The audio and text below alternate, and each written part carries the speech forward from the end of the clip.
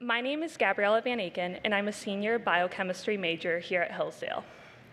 I'm honored to introduce our speaker for today, Dr. Arthur Herman.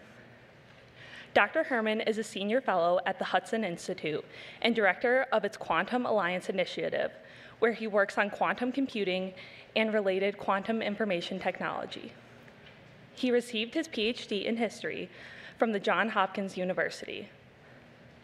Dr. Herman has been a professor of history at Georgetown University, Catholic University, George Mason University, and the University of the South. He writes regularly for Commentary, Foreign Policy, The American Interest, Mosaic, Nikkei Asian Review, and the Wall Street Journal. He is the author of several books, including Gandhi and Churchill, The Epic Rivalry That Destroyed an Empire and Forged Our Age, which was a finalist for the Pulitzer Prize in 2009, 1917, Lenin, Wilson, and the Birth of the New World Disorder, and Douglas MacArthur, American Warrior. Please join me in welcoming Dr. Arthur Herman.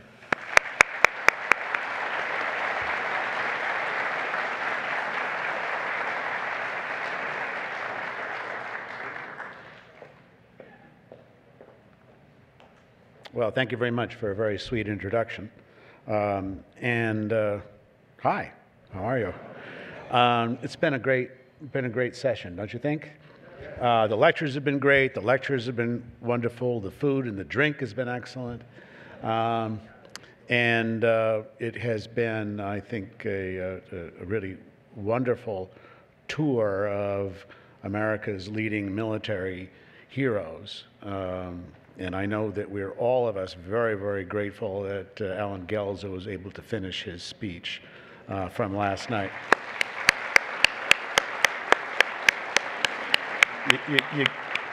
You gave us a bit of a scare there, my friend, last night, but it's really great to have Alan back with us and up and operating.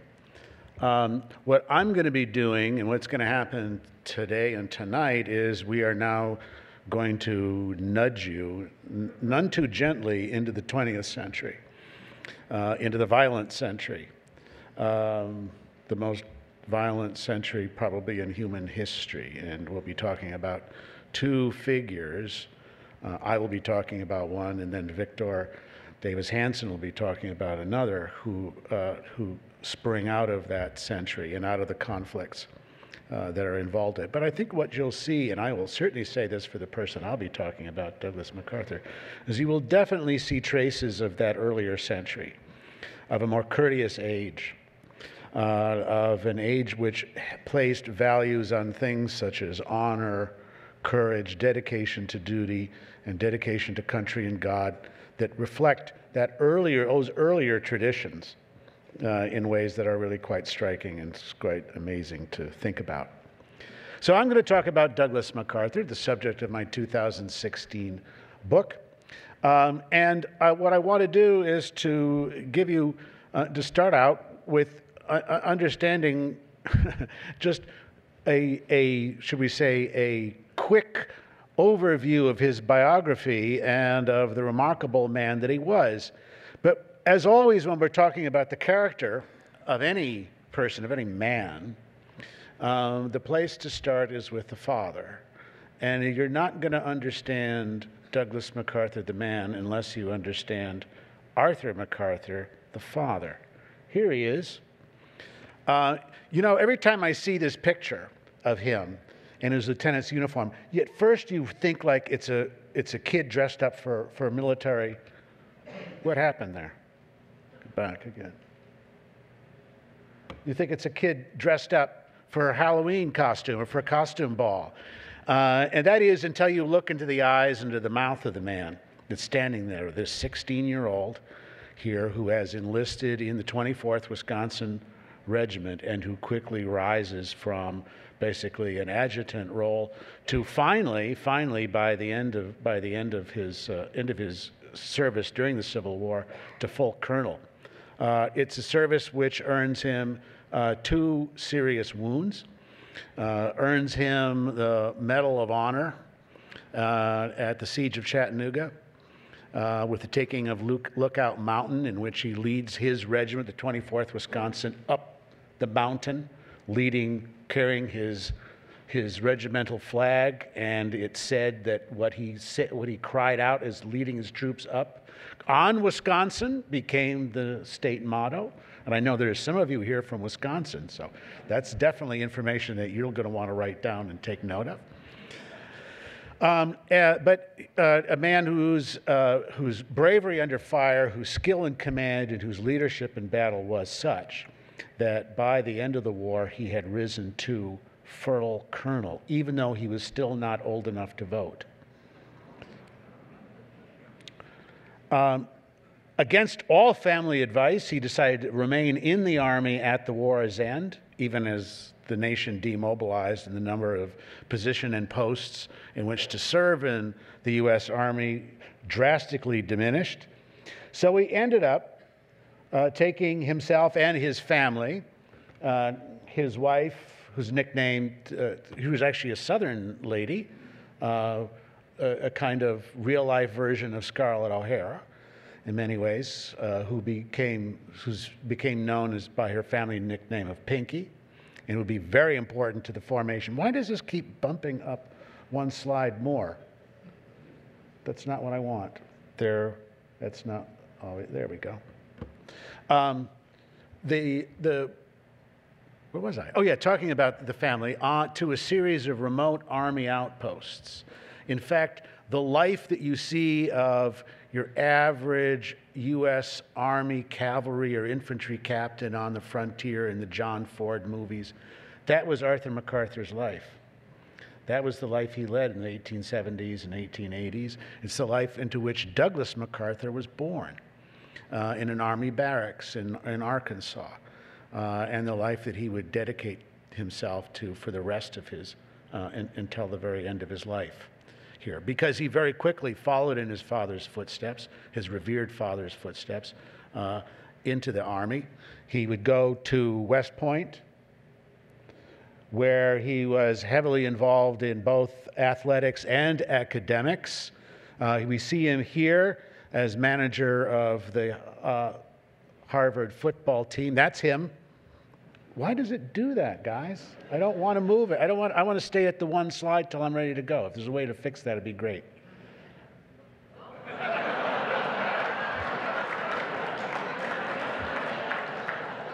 Even better.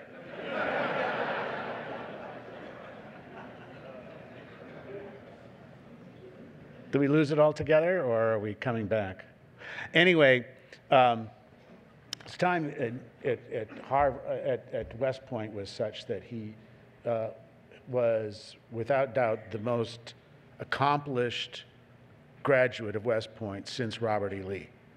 The academic records that he scored would stand as records for years and decades to come in the course of that. Then when we get our pictures back, what we'll do is we'll see him as he makes his move into active service during the First World War. And it's during that active service that he'll be awarded no less than 7 Silver Stars in action, in combat there. And will rise to the rank of Brigadier General, the youngest Brigadier General in the U.S. Army, and eventually even to Major General, in spite of a long-standing record of insubordination and disobedience to orders to superiors, which he establishes first during the First World War and then goes on to become part of his pattern of life going on. We can talk more about that in a little bit. Then after World War I, he goes on to, he's asked to take over his alma mater, West Point, where he becomes the youngest superintendent of West Point in its history, and carries out a series of reforms of the curriculum to update the institution from its 19th century roots and from a curriculum that Robert E. Lee or Ulysses S. Grant would have recognized to one that it's now going to include. There we are. Include more. There he is getting his Distinguished Service Cross from General Pershing. They didn't get along.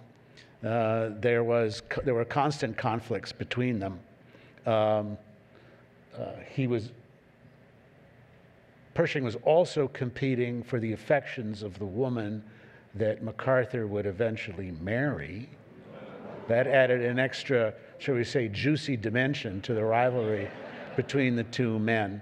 But even Pershing, for all of his dislike for what he saw as MacArthur's arrogance, for his affected heirs, for his inability, it seems, to straightforwardly follow orders that he were given, had to admit he was a first-rate officer and a first-rate commander and one of the bravest men he ever met.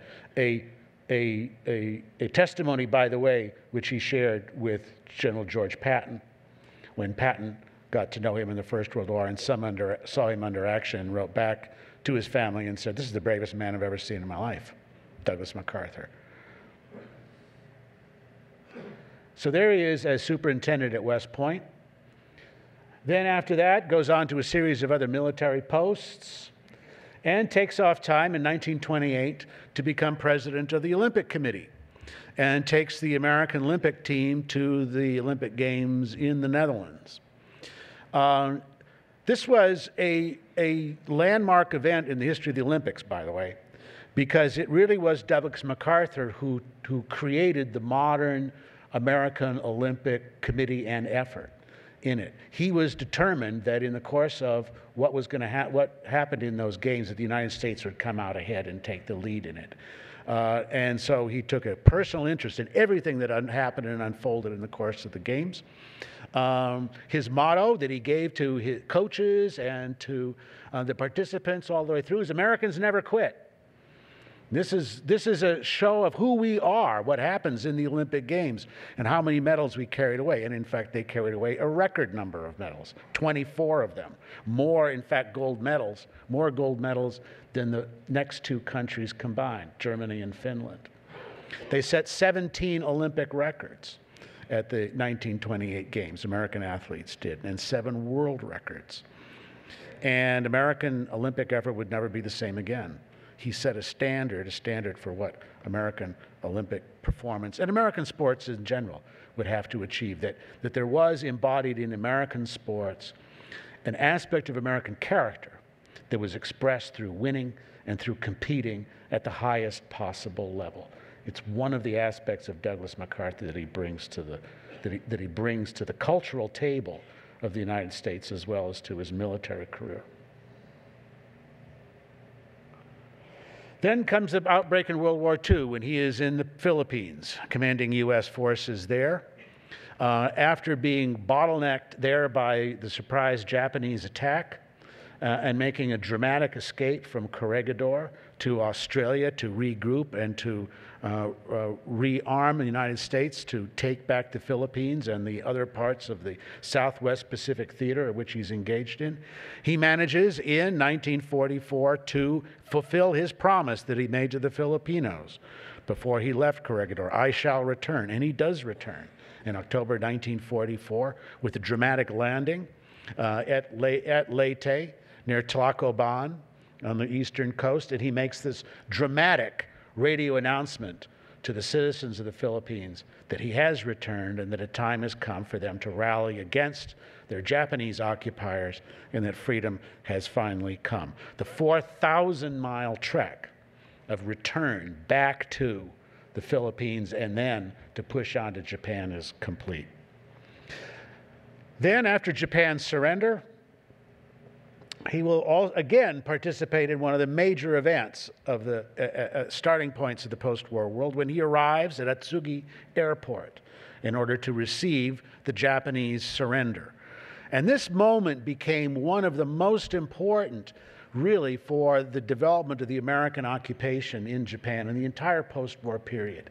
Because as you can see, as MacArthur descends down the staircase here from the plane, from his private plane, the Bataan, which he had arrived from the Philippines, he arrived unarmed, carrying no sidearms, and insisted that everyone in his party carried no sidearms. This was at a time when there was still enormous fear about Japanese snipers at large in the country. He was even warned not to land at Atsugi at all without a massive armed escort. They said, "Do you realize there's a training camp for Banzai pilots here at Atsugi. We've got 8,000 Banzai pilots here who are just waiting for a chance to get their hands on you, if they possibly can. You're crazy to come here, or crazy at least not to come without a massive military escort in the process. He said, no, we're going to go do it. We're going to go unarmed in the process.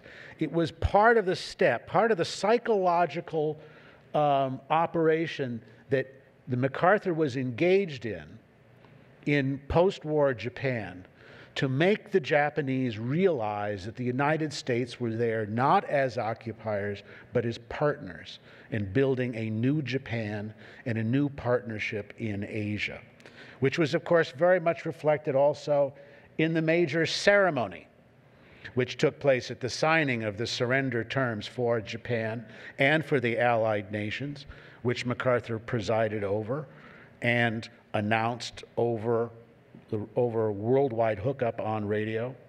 And when the signing of the treaty was completed, MacArthur was able to announce that the hostilities have ceased. Not that the Japanese have surrendered, but hostilities have ceased. All of the Japanese delegates at the signing recognized at once it was translated to them what he was saying, what it really meant.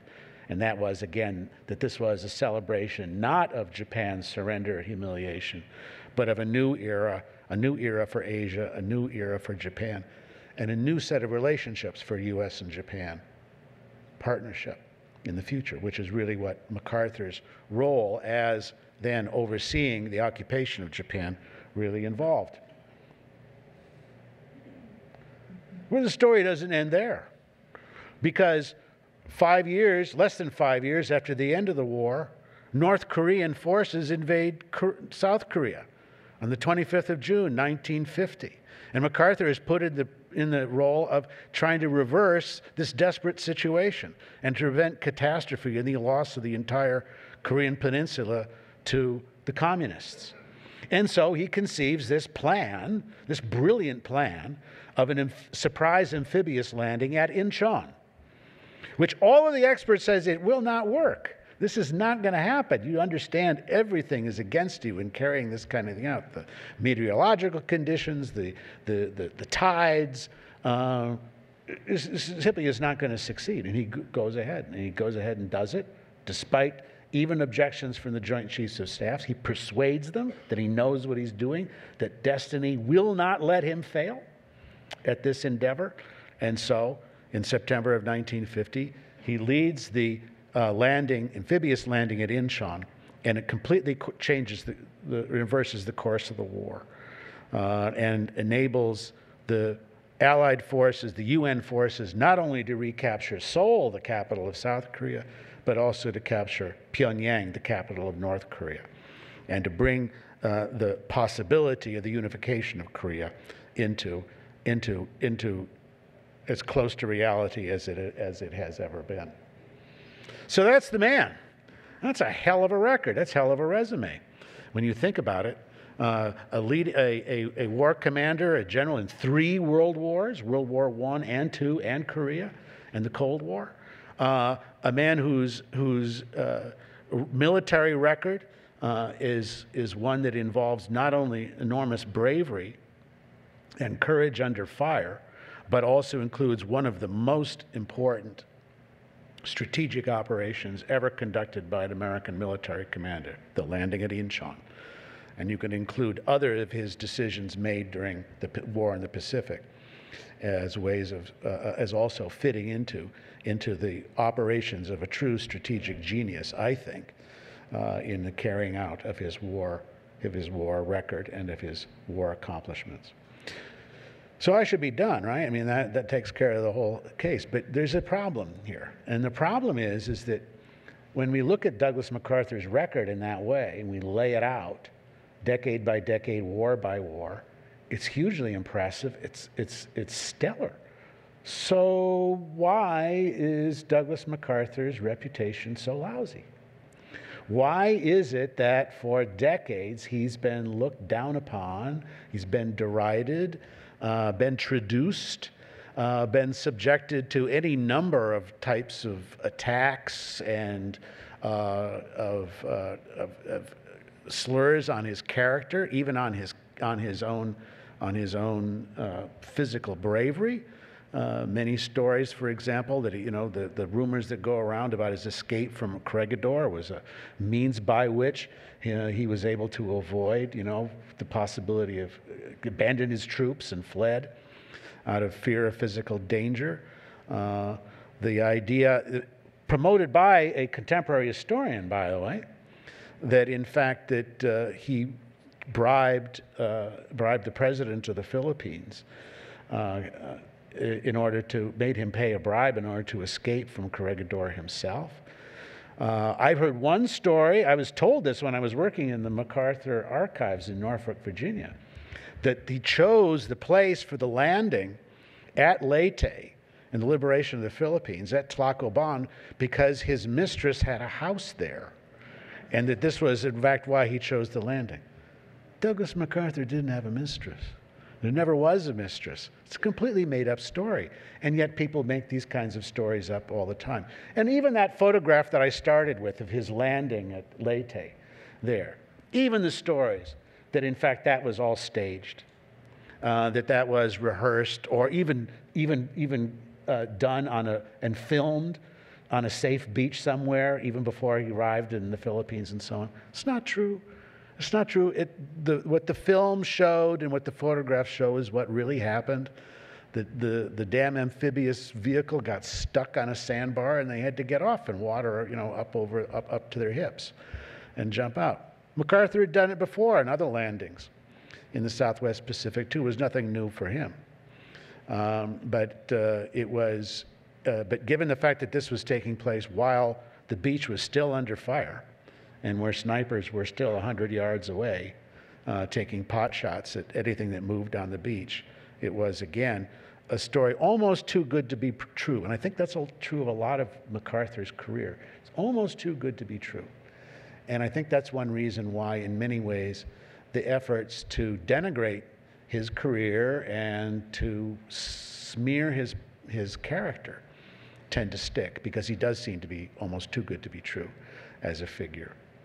So what I want to do is I want to spend some time talking a little bit about why I think Douglas MacArthur has been treated as discourteously as he has, and why that stands out in many ways as a part of his career compared to his other generals in World War II. I mean, look at Patton. Patton gets a great movie, right, with George C. Scott and a fantastic soundtrack with it too, and George Marshall, who's also revered as a sort of demigod in many ways as a general, and Eisenhower, right, who again treated with reverence and with enormous respect even by Hollywood. I mean, if anybody has seen the Tom Selleck portrayal of Dwight Eisenhower in the days leading up to D-Day. It's a wonderful movie, by the way, but it's a great portrayal of Eisenhower as being a man to be admired, a man dealing with difficult situations.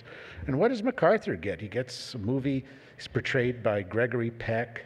It's a terrible movie if you've ever seen it. It's based on the William Manchester book, which has enormous biography, which has enormous flaws and many problems. In fact, one of the reasons I wrote the book was because I got impatient with the Manchester book and its treatment of MacArthur, especially in the later years here. And the soundtrack is hideous as well. Just not up to standards. So why? Why is all this happening? Well, let me give you what I think are some answers for this. The first is that he is a man who lived on the edge of the unconventional in everything that he did. Everything he did was a slap in the face to the commonplace and to the standard way of operating, including in his own military service. And when we think of him, there he is with his trademark pipe, right, and the hat with the gold braid, which he had designed himself while he was Field Marshal of the Philippine land forces.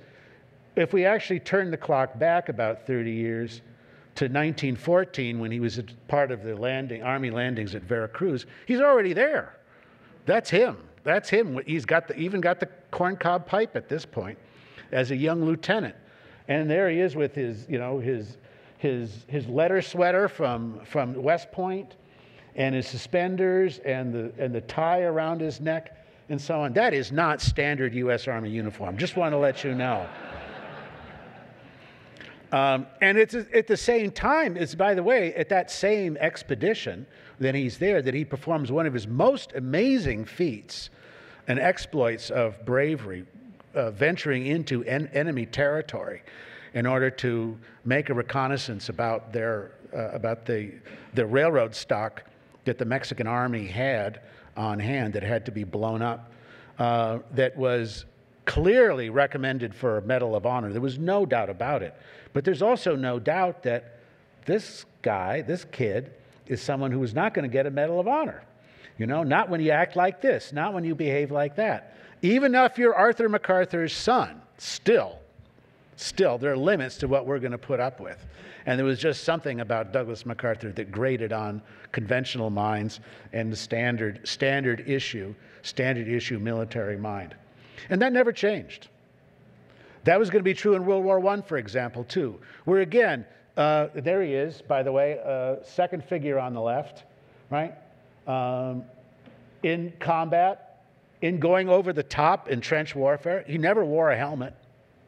No one could get him to wear a helmet. He was always wearing that strange forage cap of his, which was actually Army regulation cap from which he had pulled out the iron brace from inside, the one that keeps it erect. So it had that sort of crushed, flattened look that went with it. Probably picked that up from some of the Royal Flying Corps officers who had the same kind of had a casual, dashing look to it.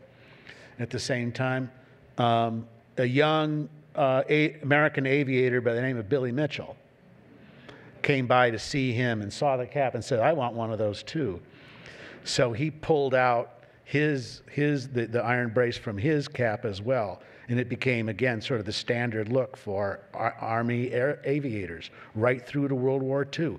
If you look at that hat and associate it with the cockpit on a B-17, for example, you've got yourself a scene from 12 O'Clock High. That's where that hat and that's where that costume came from Billy Mitchell from Douglas MacArthur via Billy Mitchell. But everything about him in that, he's a staff officer, but he goes over the top with the regular troops because he says he needs to see what's really happening on the ground. He can't learn what's really taking place in the fighting and the terrain. If he's going to stay back at headquarters, he's got to be in the front run. But doesn't wear a helmet, doesn't carry a weapon, no sidearm. Couldn't be bothered. So what do I want something like that? Just get in the way here. Doesn't carry a gas mask bag either. And in fact, he's going to be very badly gassed during the fighting in the Argonne Forest as a result of that. Pays for that little quirk of his. But this is the Douglas MacArthur who evolves. This is one who is constantly defying the standard issue view of how he should act and how he should behave under all circumstances. And the iconic Douglas MacArthur that we know from World War II and from Korea is really a man who is the product of that unconventionality. The second reason, I think, why MacArthur's reputation is not perhaps as high as it is, and it's not unexpected given the fact that he is someone who defies the conventional and everything else, is the fact that he never hesitates to tell superiors what he really thinks of them. And this is going to get you in trouble, by the way, including in institutions like the United States Army, if you do that. But again, it's an irrepressible part of MacArthur's ways of doing things. Starting with General Pershing during World War I, and then continuing on when he becomes Chief of Staff for the U.S. Army under Franklin Roosevelt. And you have this picture of them here in this sort of looking very chummy and sharing a jovial moment. There weren't a lot of those between Roosevelt and MacArthur. MacArthur, all through the 1920s and 1930s, was absolutely convinced that the United States military budget had been cut too much, that it had been sliced to the bone and then some, and he has constant battles, both with Congress and with the White House, about ways in which to raise Army Army budgets and the authorizations for funds after one particularly bruising confrontation with Roosevelt in the White House. In fact, MacArthur, when he stepped out onto the White House steps, threw up. The tension had been so bad that he basically lost it afterwards in the course of it. He lost more battles than he won, but the sort of bruising contests that he was engaged in with regard to Franklin Roosevelt was one of the reasons, it's not the primary reason, one of the reasons why Roosevelt felt free to call him one of the most dangerous man in America, along with Huey Long. And it was also one reason why Roosevelt encouraged MacArthur to take up the post of Commander-in-Chief of Philippine forces and to go to the Philippines and resign his commission in the U.S. Army in order to take up that post in the country that his father, Arthur MacArthur, had helped to liberate and to restructure after the Spanish-American War, and in which he had served for many years as a young officer and then as a major general.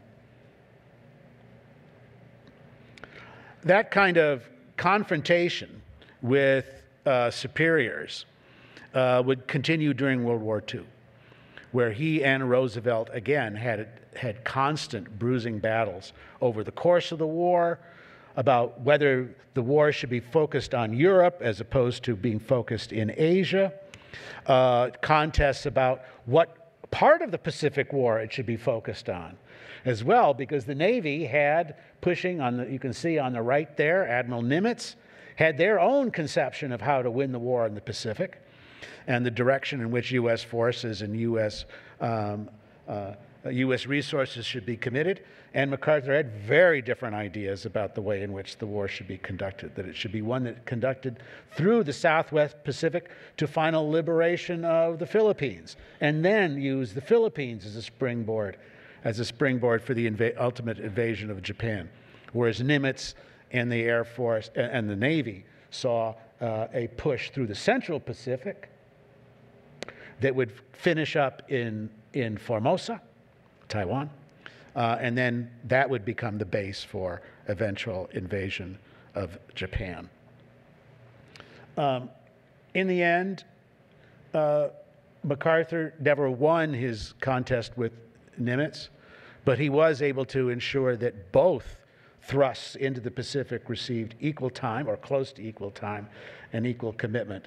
And that when the two arms of U.S. effort in the Pacific met, that he would assume supreme command of the forces as they assembled together for the final approach on Japan. So you see that the Douglas MacArthur, who would ultimately confront Harry Truman over the conduct of the war in Korea, and I'm going to say a little bit more about that in detail in a little bit, that Douglas MacArthur is one who had already been schooled in this approach to dealing with superiors. And that is that if you know you're right, tell them so. And if you know they're wrong, then definitely tell them so. Whether it's a general or whether it's a president, you have the privilege and the responsibility to point out their mistakes and to tell them that why you were wrong, why you are right, and why they are wrong. And that ultimate confrontation then in February of 1951 between Truman and MacArthur has this long buildup, a long pattern of behavior on the part of MacArthur that has, as I said, what's amazing is when you think about someone who takes that kind of truculent attitude with regard to his bosses and his superiors, it's amazing he had the career he did under those circumstances. I think it's proof of the degree to which even those who thoroughly disliked Douglas MacArthur had to respect him, if not actually fear him, and were able to give him the promotions and give him the responsibilities of command that they knew, really against their will, that he was capable of fulfilling. Now, that landing at Incheon, that was, again, the final result of confrontation with the White House, with Truman's senior advisors, with the Joint Chiefs of Staff here really brings us then to where Douglas MacArthur's ability to defy criticism and to prevail really reached its height because of the landing of Inchons that led to the occupation of Seoul and then to the liberation of Pyongyang were really the result of that final strategic move. I just put this slide up there because I love it. It doesn't really have any business doing this, but it's a wonderful photograph of this squad of Marines in the process of retaking Seoul. That is an action photograph, let me tell you. These guys looking for North Korean snipers as they're going through the operations to free Seoul from the communists. Love that picture.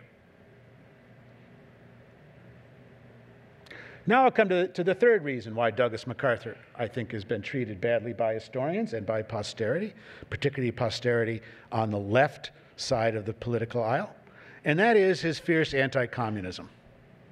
No doubt about that. He played a big role in seeing Douglas MacArthur in a very different light than other military figures of the 20th century who have not been so strident and have not been so forthright in their detestation of communism and all of its works. It was that hatred of communism, for example, that led him to take the very strong line with regard to the bonus army marchers when they descended on Washington in 1932. And his decision that they would simply not be allowed to stay and they had to go. In large part because he feared, as I explain in the book with some justification, that the bonus army marchers had been infiltrated by elements of the Communist Party of the United States of America, who saw that mass occupation of the nation's capital as a prelude to possible revolution, certainly to large-scale street violence, not just in Washington, but around the country. And so it was for this reason that MacArthur believed that even though the bonus marchers' cause may possibly have been just, that their methods were unjust and wrong, and that they therefore had to be forced out of their camps that they had pitched on the National Mall. Now, it has to be said, and now when you read my book, you'll get the details about this, that the violence that was involved, the shooting and killing of bonus marchers and so on, was not by MacArthur or by his troops. It was by the D.C. police. They were, if any force was really out of control in the bonus march confrontation, it was the D.C. police, and it was left to MacArthur and the army to pick up the pieces from the mess and the debacle that they had caused. But it was a violent confrontation. It was one that ruined the reputation of the Hoover administration, the White House had given the final order to evict the bonus army marchers, and it almost certainly was the final straw for finishing off any chance of Hoover's being reelected in 1932. Not just the Depression, but also the debacle of the bonus march and the way in which it was put out. But MacArthur's anti-communist statements with regard to the bonus marcher would come to haunt him in the leftist press. And they very quickly made him the key villain in the whole story of the bonus march. There were even stories that circulated in the Daily Worker, of all places, the communist daily organ, that MacArthur had led the charge against the unarmed bonus marchers on a white horse here, and this marvelous cavalry charge, all made up, of course. There was no truth to it whatsoever, but it made him an easy target and a favorite target for the leftist press. That was going to get worse, of course, after his dismissal by Harry Truman in 1951, because of their disagreements on the policy in the conduct of the war in Korea. And his speech to the joint session of Congress when he returned to the United States to rapturous crowds of millions of people in every city that he and his wife stopped in on the way on the way to Washington. And that speech to the joint session of Congress, the famous one that ends, "Old soldiers never die."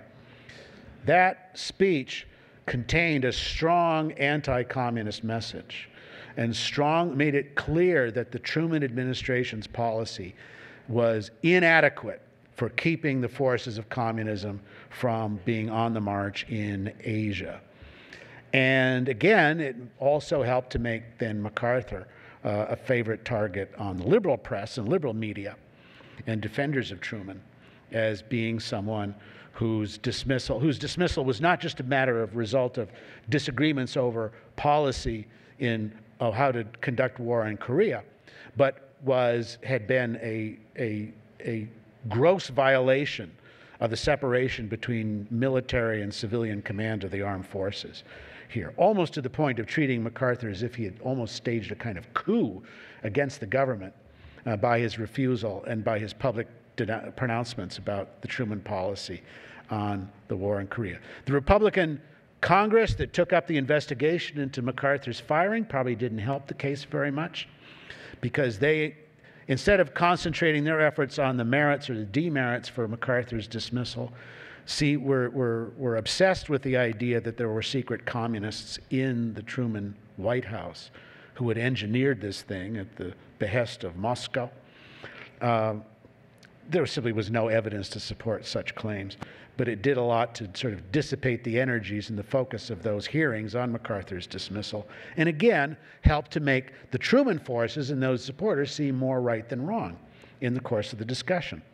And that fact then led to the other major factor in the turning of the nation's view about Douglas MacArthur, because it became an industry, especially for historians linked to Democrat Party and to the Truman administration, people like Arthur Schlesinger, for example, to suggest that what they saw as MacArthur's disastrous policy in Korea, which had led to his dismissal, is the charge, that had a long history of military failures, stretching all the way back to the Philippines, when he had been caught flat-footed by the Japanese attack on December 7th, timed to occur at the same time as the attack on Pearl Harbor. And that a series of major mistakes by MacArthur had led to the failure and the collapse of American resistance in the Philippines, of a disgraceful episode in American military history, which MacArthur had fled from by escaping from Corregidor, overlooking the fact that MacArthur had, as I explain in my book, had quite set for himself the idea that he was going to die at Corregidor, die with the rest of his troops, and that it was Roosevelt's order that he leave the Philippines and go to Australia to assume command of American forces to relieve the Philippines. It was that direct order which he, at the end, decided he could not disobey, and that led him to lead himself and his family and his staff to leave the island fortress. And of course, what's easy to forget is that the missteps and the failures that had taken place in the Philippines were also then matched, from the point of view of liberal historians, by what had happened in the Korea, where it was argued MacArthur had failed to understand the dangers that were be run by having U.S. forces advance as far north as the Yalu River, and that China, the communist China then, in reaction to that American thrust, then poured troops across the border, catching MacArthur's forces by surprise and triggering a massive panicked retreat to the south, to the far southern end of the peninsula, and leading to such military disasters as the entrapment at Chusen, at the reservoir there, and the long bloody retreat from out of North Korea into the south. Here, all of this, get more examples, historians and biographers would claim, and critics would claim, just one more example of MacArthur's flawed military judgment and inability to learn from his own mistakes. Of course, what this overlooked was, number one, in the case of the Philippines, that MacArthur did actually get to the Philippines, did actually muster together American forces and Australian forces to begin the process of pushing the Japanese out of the South Pacific, starting in New Guinea. And that what MacArthur was able to do was to do this by pressing forward with a new way of thinking about military warfare. And that was as what we would call today combined arms operations, involving forces at sea, forces at land, and forces in the air.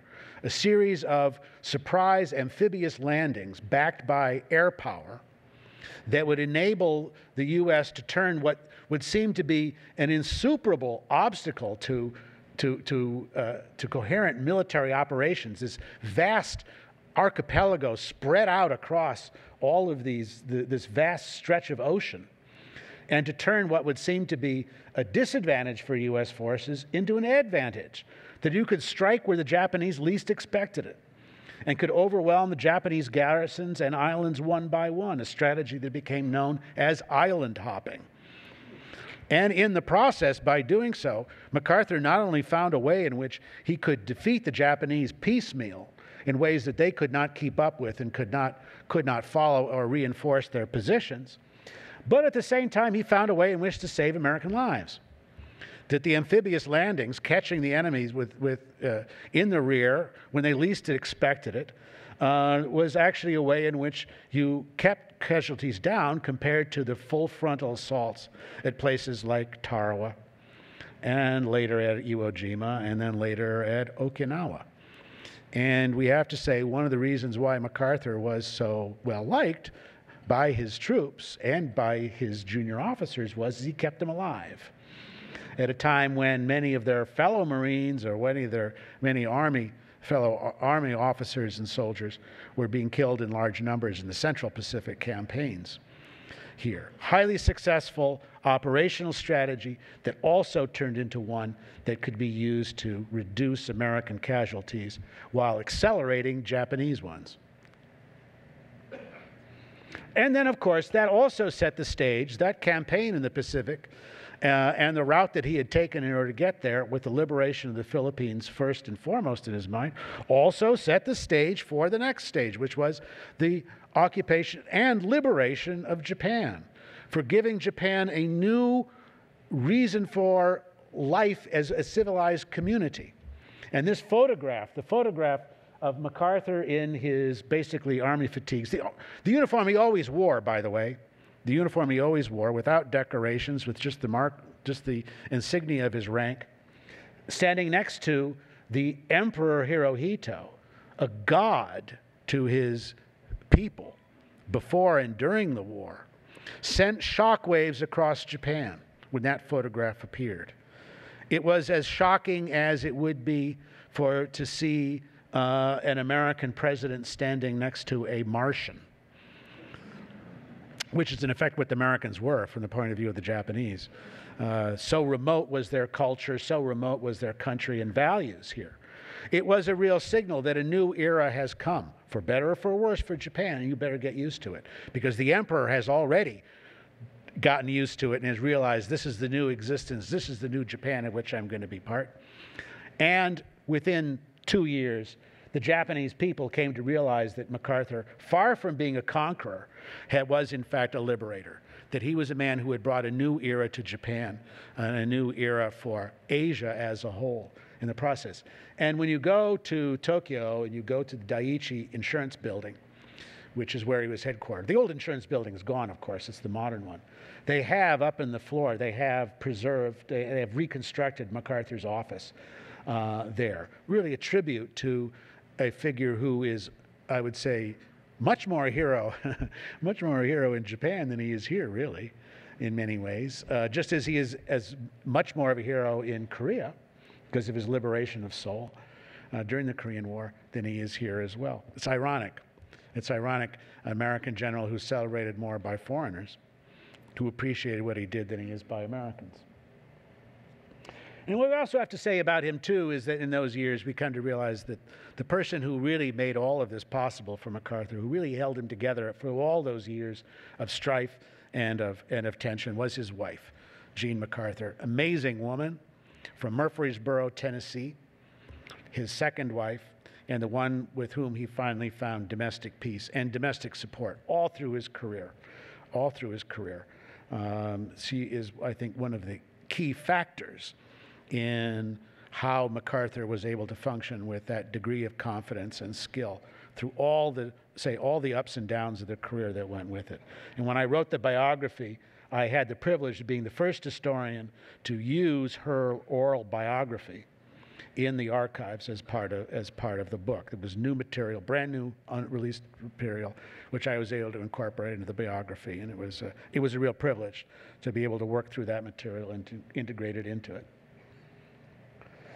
Now I want to say a final word about the other aspect of Douglas MacArthur that makes him, I think, also unique among American generals, perhaps, and also certainly among American political figures. And that was the degree of vision that he brought to his work and to his value. If he thought of himself not simply as a general in military terms, but generals in the broadest strategic terms at the same time here. And what I have to say is that in many ways, MacArthur, when we look at his career, we look at the way in which he envisioned himself acting on the world stage, which he became accustomed to at a very young age with his experience during the First World War and after. That in many ways he was a person who saw the future more clearly than he saw the present. And that's a quality, I think, that historians can come to recognize that perhaps sometimes escapes contemporaries. And I think the best example of this in many ways is the way in which he came to understand the forces at work and the dynamics in world politics that were at work in the Korean War. That for Truman and his policymakers, that the Korean War was very much seen through the prism of the conflict between the free world and the communism. Not surprisingly. That's absolutely part of the story. There's no doubt about that. But MacArthur saw it in a slightly different regard. And it was a regard that he supplied to General Marshall when Marshall, in the fall of 1950, when it became clear the Chinese were now pouring across the border and had entered into this conflict. When Marshall wrote to him and sort of said, "What do you think the Chinese are up to?" And so MacArthur told him in a cable which I found in the MacArthur archives. It's not been published before, but which I talk about in the book. And here's what he says about the Chinese entrance into the war in Korea. He says, "Their activities in Korea throughout have been offensive, never defensive." Blows away the whole argument that the reason the Chinese had entered the conflict was because the Americans got too close to the Yalu River. And now, by the way, subsequently looking through Chinese archives, we know that this is true.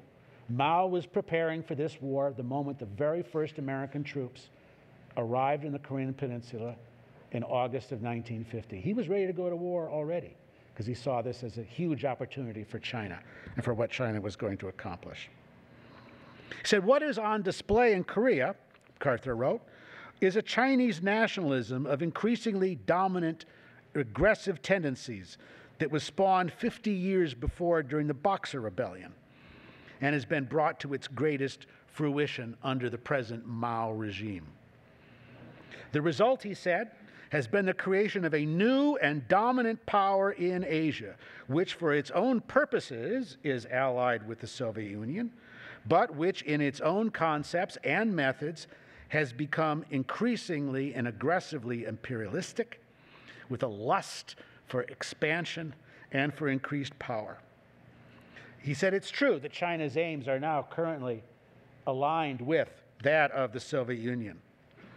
But the aggression shown in Korea, as well as Indochina and Tibet, says that Peking was following its own line of expansionist conquest.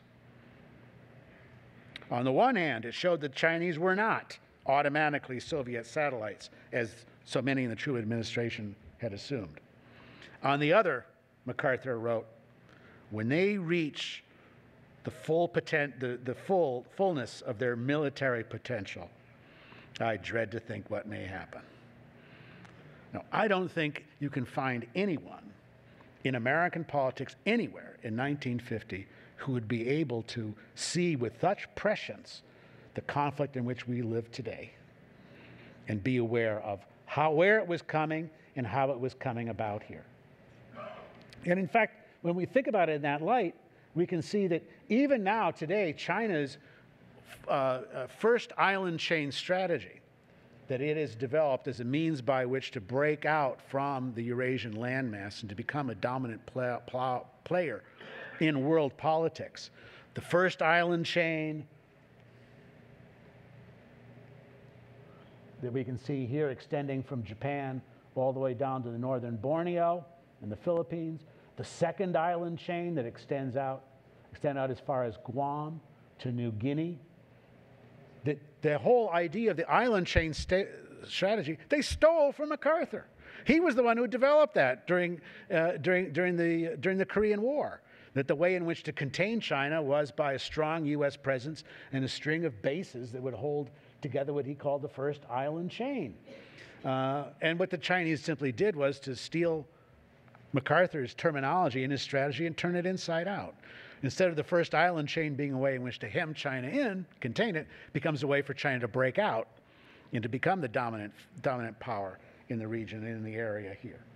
And that same strategy, those elements that have gone on to the rise of contemporary China, the rise of a China which envisions itself not only as a great land power, but now as a great maritime power, with a navy able to rival that of that of the United States, a navy ready to displace American presence, not just in the South China Sea and the East China Sea, but across the Pacific here. And even the rise of China as a major technological and high-tech power, how it envisions itself as a power in terms of the developments of artificial intelligence, of becoming the world's leading AI-driven country by 2025 as part of their overall plans. Their plans in quantum technology and quantum computing, which I know a lot about these days, as a matter of fact. All of these things are, in effect, previewed and predicted in MacArthur's memo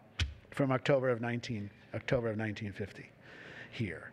And I think that strategic vision, that ability to to encapsulate and understand that strategic vision here is, I think, what puts MacArthur in a class by himself here.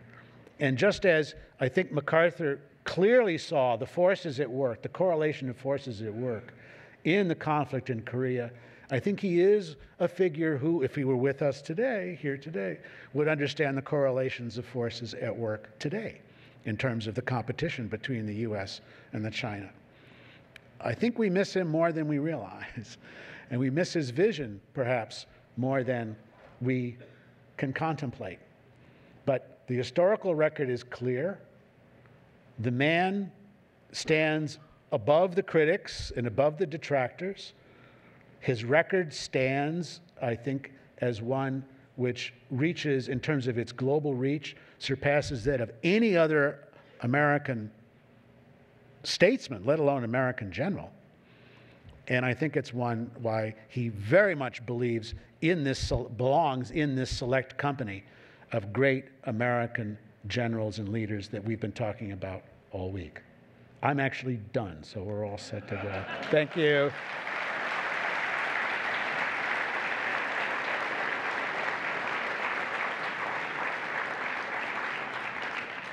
So we want to clear some time for some questions, and I'm happy to field them. I think what you have to do is they want you to go up to the people holding, the students holding a microphone, and then you can shoot away, fire away. Thank you, Dr. Herman. Just a quick announcement. Dr. Herman will be signing a copy of his book, Douglas MacArthur, American Warrior, in the Searle lobby immediately following the lecture. And we now have time for a few questions. So if you please step forward. I'm not going to leave you with this slide, by the way. Let's get the man himself up there, shall we? Much better, much better.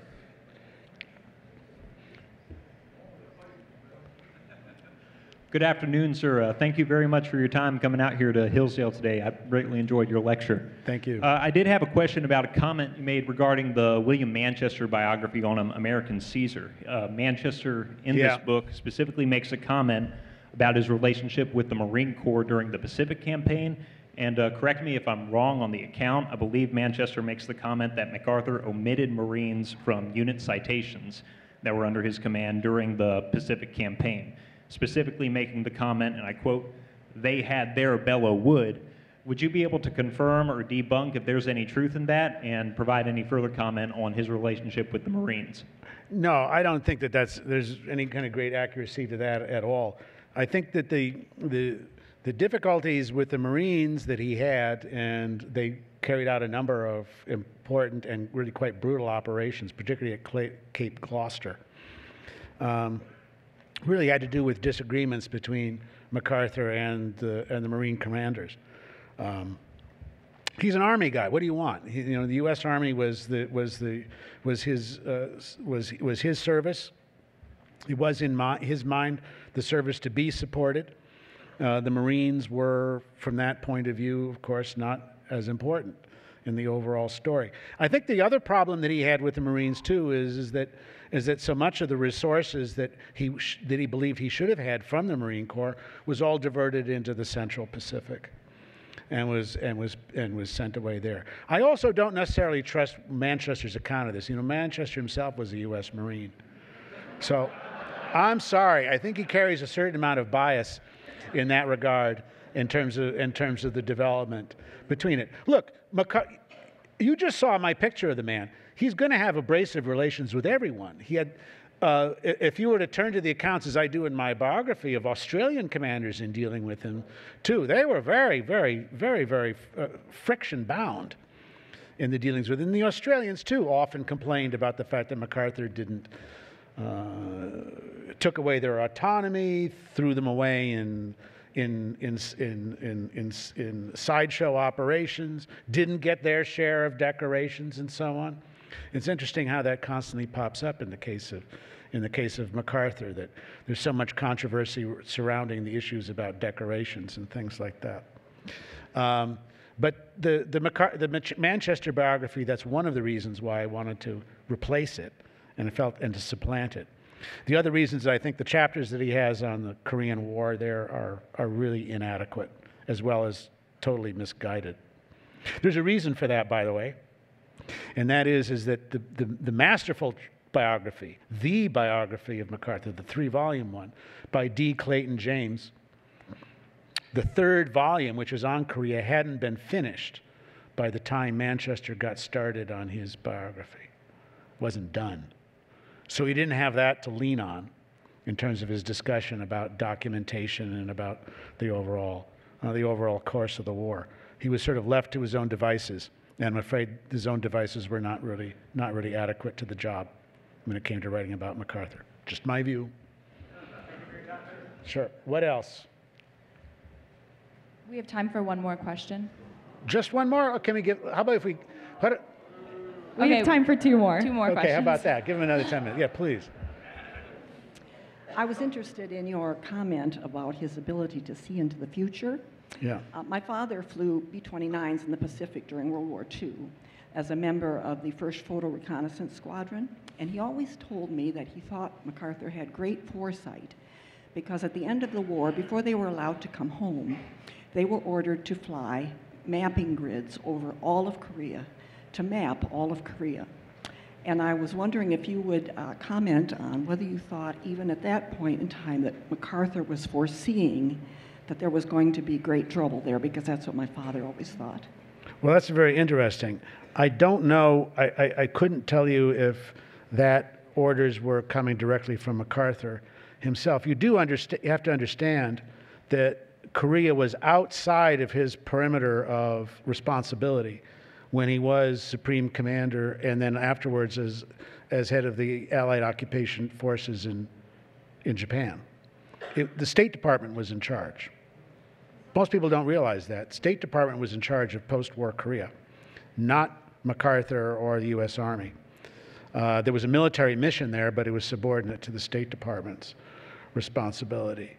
So in many ways, I think I'll tell you this, and this perhaps is collateral for your father's theory. If MacArthur had been placed in command of Korea as well as Japan, if that had been incorporated into his area of responsibilities as AOR, maybe the Korean War might never have happened. It's quite possible that he may have been able to take steps that would have made a North Korean attack less likely and certainly less devastating than it actually was. On Okinawa? Yeah. Now, Yes, there sir. he would have been in MacArthur's AOR. There's no doubt about that. Please. Yes, sir. I was wondering if you could talk on the perceived instability by the Joint Chiefs of Staff in Washington on MacArthur towards the end of the Korean War, and on top of that, some interviews that he gave after the war in the mid-1950s about how he claimed his plan was to beat back China by using up to 30 to 50 nuclear weapons in the actual conflict that proceeded in China, and some weird talk that he gave about possibly contaminating the land area to prevent the ease of movement by the Chinese army. And I was wondering if you could talk about that kind of mentality, because I think that's why a lot of people look pretty unfavorably on him towards the end of his career. Yeah, I think there's also a lot of misunderstanding surrounding that. So I'm glad you asked the question so I can somewhat set the record straight on that. The issue of the use of nuclear weapons in the Korean conflict, we don't really know what MacArthur's plan was while he was commander of UN forces. He had put that on the table as an option, but it was an option that already existed and which the Joint Chiefs of Staff had already prepared for. Everyone understood that nuclear weapons were a devastating weapon. The idea of using nuclear weapons to attack Chinese cities had absolutely no appeal for MacArthur. What was the point? The point of it was that you would use nuclear weapons to create I'm going to use the French, a cordon sanitaire, right? Impenetrable barrier in which Chinese reinforcements for their forces in Korea could not get through. That was part of standard Joint Chiefs doctrine. Everybody had talked about this as a possibility and the use of this. And MacArthur thought that this could possibly be an option in that conflict. And the Joint Chiefs agreed. One of the declassified documents that I got to see was one that involved the actual flying out of components for an atomic bomb to Tianyang before MacArthur was fired, for that very possibility of the use of nuclear weapons against China. 5 years after Hiroshima and Nagasaki, of an event which was seen as having decisively knocked Japan out of the war, it seemed to be not the great horrific weapon that it's come to be in modern imaginations. In 1950, it seemed a decisive weapon of war. So you contemplated that. You contemplated that as a battlefield theater weapon. Nothing unusual about that. So MacArthur's firing, it wasn't for threatening to use nuclear weapons. Everybody accepted that would have been fair game. And it wasn't really even for disobeying orders or anything like that. It was for a letter that he had sent to the Republican Speaker of the House, Joe Martin, complaining about the failure of the Truman administration to fully support his policy in Korea, which was to push the Chinese back to the border, to push them out of North Korea altogether. Martin read the letter without MacArthur's knowledge on the floor of the House, and for MacArthur and his advisors, that was the last straw. He had already made pronouncements to the press, complaining bitterly about the way the Truman administration had held him back and had stayed his hand in operations in Korea. And so the feeling was that this constituted a form of insubordination that they were not going to tolerate, and so he was gone. Was it insubordination? I conclude in the book that it was. And I conclude in the book in the final analysis that probably MacArthur deserved to be fired. I think he knew he was going to be fired. That's one of the reasons why he wrote the letter to Martin. He knew it was coming. But it had nothing to do with nuclear weapons, nothing to do with, quote, widening the war in that sense. It had to do with, instead, of the fear that a renewed push to the Chinese border would simply bring more Chinese troops into the conflict. I don't know if that's actually true. The Chinese were fully committed into the war already, and MacArthur and Ridgway's forces had devastated the Chinese forces. Perhaps as much as 1 million Chinese Chinese troops had been killed, pushing back up through South Korea up to the 38th parallel. It had been a massive slaughter.